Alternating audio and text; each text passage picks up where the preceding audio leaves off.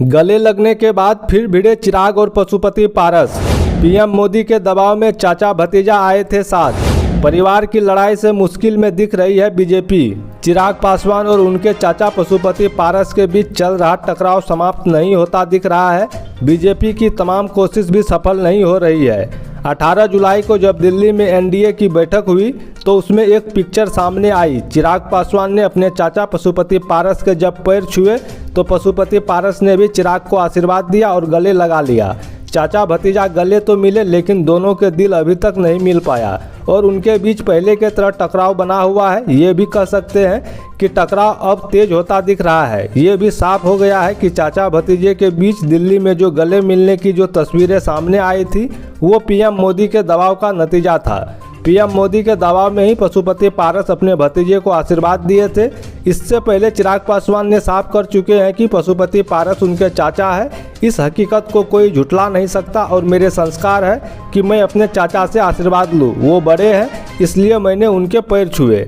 लेकिन राजनीतिक अपनी जगह है, वहाँ चाचा भतीजे के रिश्ते बहुत मायने नहीं रखता। दरअसल हाजीपुर सीट को लेकर दोनों अड़ गए हैं। पशुपति पारस का दावा है कि इस सीट से वो सिटिंग सांसद है, इसलिए उनका ही दावा यहाँ पर बनता है। रामविलास पासवान ने जब ये सीट छोड़ी थी तो उन्हें ही दी थी।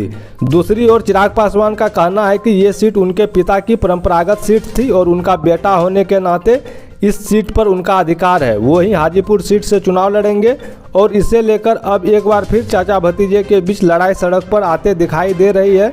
पशुपति पारस ने कहा एनडीए में चिराग पासवान की मौजूदगी को बर्दाश्त करेंगे लेकिन इससे ज़्यादा कुछ भी नहीं। उन्होंने पार्टी के विलय या हाजीपुर सीट से चिराग को चुनाव लड़ने देने की संभावना से इनकार किया है। अपने भतीजे पर तंज कसते हुए पशुपति पारस ने कहा कि चिराग पासवान ये कहने वाले कौन होते हैं कि कौन सी सीट उनकी है। उन्हें जमुई जाने दीजिए, मैं हाजीपुर से चुनाव लड़ूंगा। इसमें कोई किंतु परंतु नहीं है।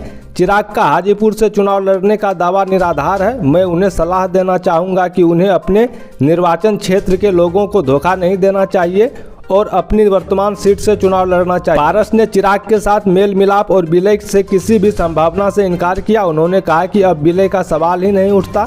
इसी बीच चिराग पासवान भी साफ कर चुके हैं कि वे हाजीपुर से ही लोकसभा चुनाव लड़ेंगे। बीजेपी हाईकमान से अब तक क्या बात हुई है वो मैं सार्वजनिक मंच से साझा नहीं कर सकता, लेकिन ये तय मानकर चलिए कि चिराग पासवान ही एलजेपी रामविलास की ओर से हाजीपुर से एनडीए के उम्मीदवार होंगे। चिराग पासवान ने साफ साफ कह दिया है कि चाचा कुछ भी कहे लेकिन उनकी बीजेपी के साथ हाजीपुर सीट को लेकर डील हो चुकी है और इस डील में हाजीपुर की सीट उनके ही हिस्से में आने वाली है।